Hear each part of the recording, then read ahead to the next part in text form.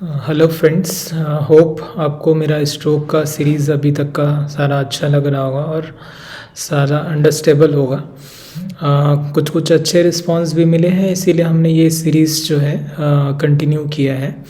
और जैसा कि आप लोगों ने देखा होगा, पिछले वीडियो में हमने इश्केमिक स्ट्रोक के मैनेजमेंट के बारे में आप लोगों को बताया था, और इस वीडियो में हम आप लोगों को हेमरेजिक स्ट्रोक के मैनेजमेंट के बारे में बताने वाले हैं।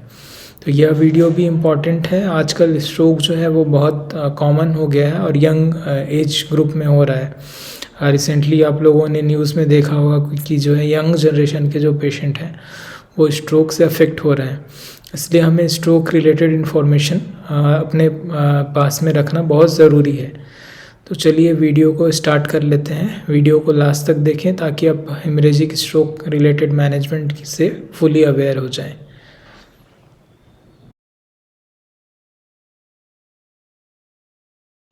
तो दोस्तों, मैंने पिछले वीडियो में बताया था कि सबसे पहले अगर पेशेंट को स्ट्रोक के सिम्टम्स होते हैं तो शुगर चेक किया जाता है। उसके बाद सीटी स्कैन किया जाता है। सीटी स्कैन में हमें पता चलता है कि ये इश्केमिक स्ट्रोक है या फिर हेमरेजिक स्ट्रोक है।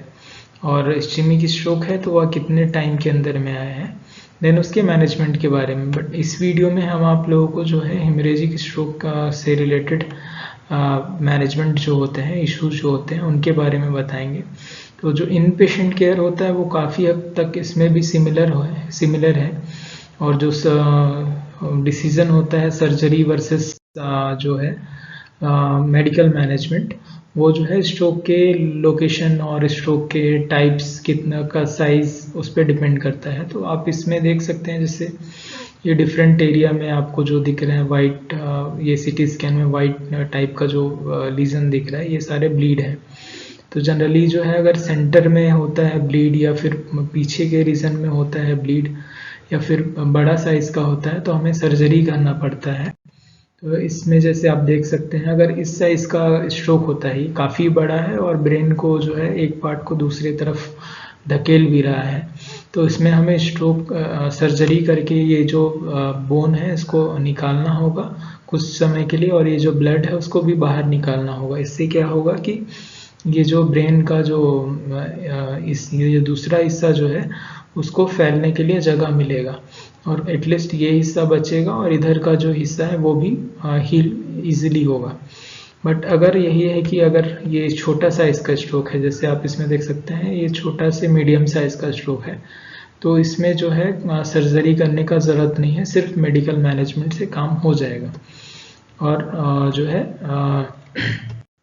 तो जो इन पेशेंट केयर होता है उसके बारे में हमने आपको पिछले वीडियो में भी बताया था कि रेगुलर पोजीशनिंग करना होता है, फीवर मॉनिटरिंग करना होता है, स्वेलो असेसमेंट करना होता है, शुगर चेक करना होता है, बेड सोर और deep vein thrombosis related monitoring करने पड़ती है। इसके अलावा जो कॉमन मेडिसिन होते हैं वो जैसे कि होते हैं मैनेटोल, जो ब्लड का ब्लीड होने से ब्लड में जो प्रेशर बढ़ जाता है उसको कम करने के लिए मैनेटोल दिया जाता है, या फिर हाइपरटोनिक सलाइन दिया जाता है। उसके अलावा हेमरेजिक स्ट्रोक में होता है कि रेगुलर बीपी मॉनिटरिंग करना।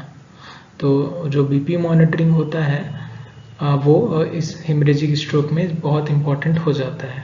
हेमरेजिक स्ट्रोक में जो मेडिसिन्स होते हैं वो कॉमनली जो ब्रेन ब्लड ब्लीडिंग होने से ब्रेन में जो प्रेशर बढ़ जाता है उसको कम करने के लिए दिया जाता है, जैसे कि मैनेटोल हो गया, हाइपरटोनिक सलाइन हो गया। ये सारी चीज़ें जो ब्रेन को जो प्रेशर होती है उनको कम करती हैं। उनके अलावा हेमरेजिक स्ट्रोक में जो है ब्लड प्रेशर मॉनिटरिंग वो बहुत ज़्यादा ज़रूरी हो जाता है, क्योंकि अगर प्रेशर बढ़ा हुआ है तो जो ब्रेन का जो ब्लड है वो एक्सपैंड होता जाएगा, ब्लीडिंग बढ़ता जाएगा, इसीलिए प्रेशर को जो है वो कंट्रोल में करके रखना होता है।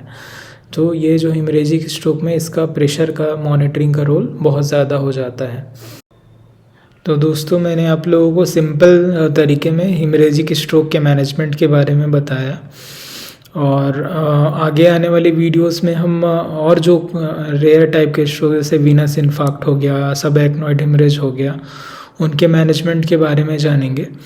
और उसके बाद हम स्ट्रोक रिलेटेड जो कॉम्प्लिकेशंस होते हैं, जैसे कि एस्पिरेशन हो गया, बेड सोर हो गया, स्पास्टिसिटी हो गया, और वेनस थ्रोम्बस हो गया। तो ये सारी चीज़ें जो है डिटेल में जानेंगे।